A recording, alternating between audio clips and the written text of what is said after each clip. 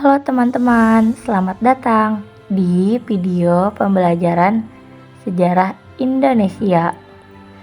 Pernahkah kalian membayangkan bagaimana rasanya hidup di masa penjajahan saat bangsa kita berjuang untuk meraih kemerdekaan? Di video kali ini kita akan menelusuri perjalanan penting bangsa Indonesia, mulai dari kedatangan Jepang, berbagai organisasi pergerakan, penindasan dan perlawanan rakyat, hingga akhirnya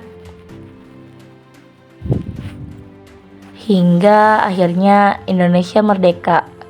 Yuk kita mulai perjalanan sejarah yang penuh inspirasi ini. Kedatangan Jepang ke Indonesia.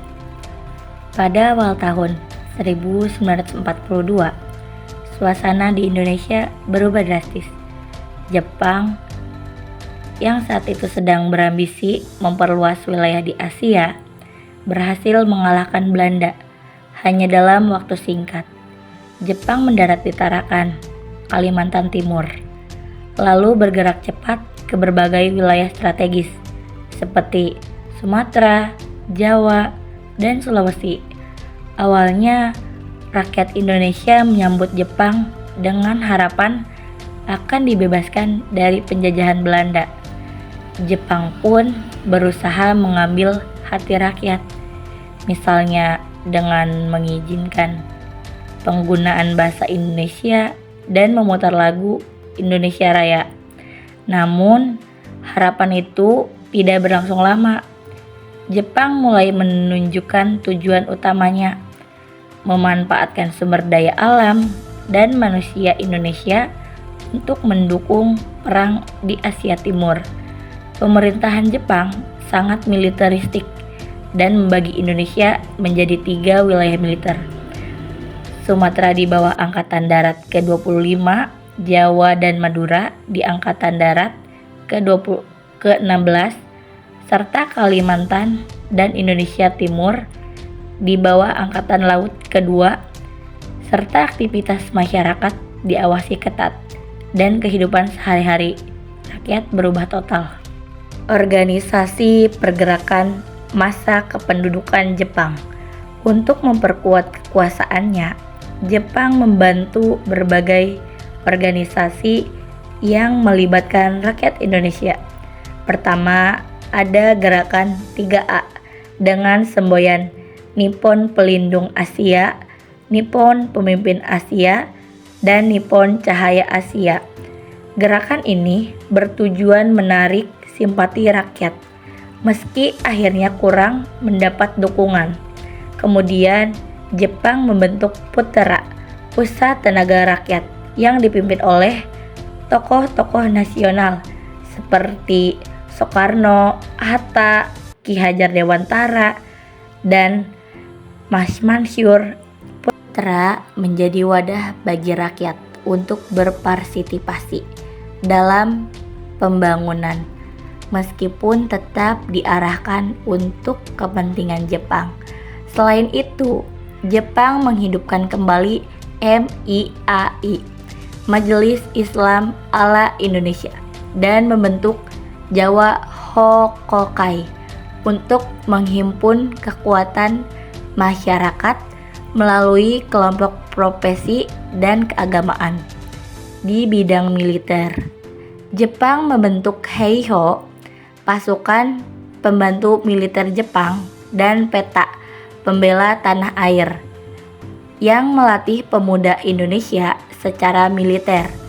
Pengalaman organisasi dan pelatihan militer inilah yang nantinya menjadi modal penting dalam perjuangan kemerdekaan dan pembentukan TNI.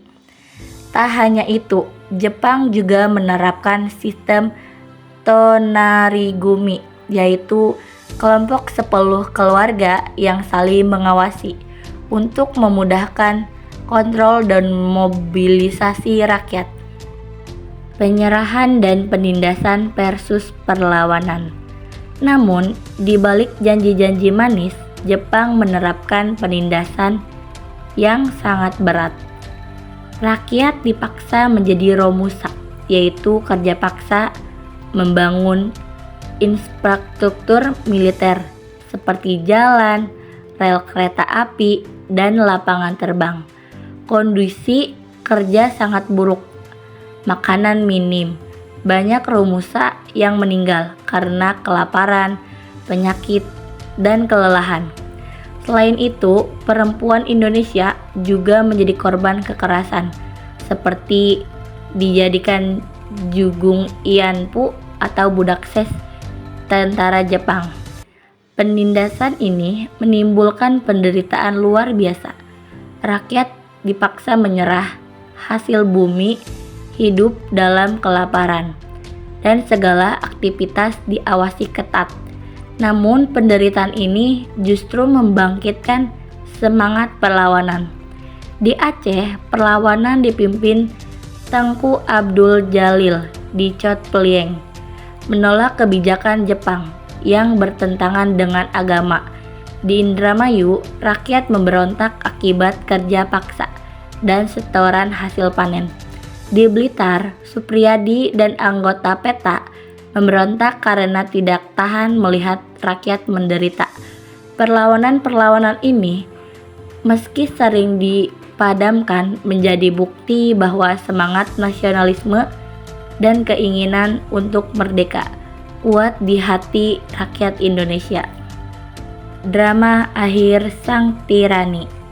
Pada tahun 1945, situasi dunia berubah. Jepang mulai terdesak oleh serangan sekutu. Puncaknya, 2 bom atom dijatuhkan di Hiroshima dan Nagasaki pada Agustus 1945. Akhirnya, Jepang menyerah tanpa syarat kepada sekutu pada 15 Agustus 1945. Kekosongan kuasaan ini menjadi peluang emas bagi para pemuda dan tokoh bangsa. Terjadi peristiwa Rengklas Dengklok, di mana golongan muda mendesak Soekarno dan Hatta untuk segera memproklamasikan kemerdekaan. Akhirnya, pada 17 Agustus 1945, proklamasi kemerdekaan Indonesia dibacakan di Jakarta. Peristiwa ini menjadi tonggak sejarah lahirnya bangsa Indonesia yang merdeka dan berdaulat. Nah, teman-teman, itulah perjalanan panjang bangsa Indonesia dari masa pendudukan Jepang, perjuangan melawan penindasan, hingga akhirnya meraih kemerdekaan.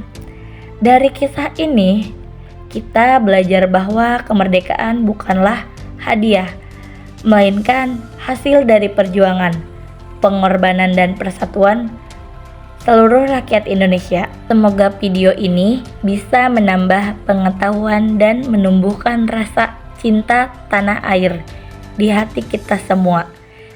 Jangan lupa terus menghargai jasa para pahlawan dan menjaga kemerdekaan yang telah diperjuangkan dengan darah dan air mata.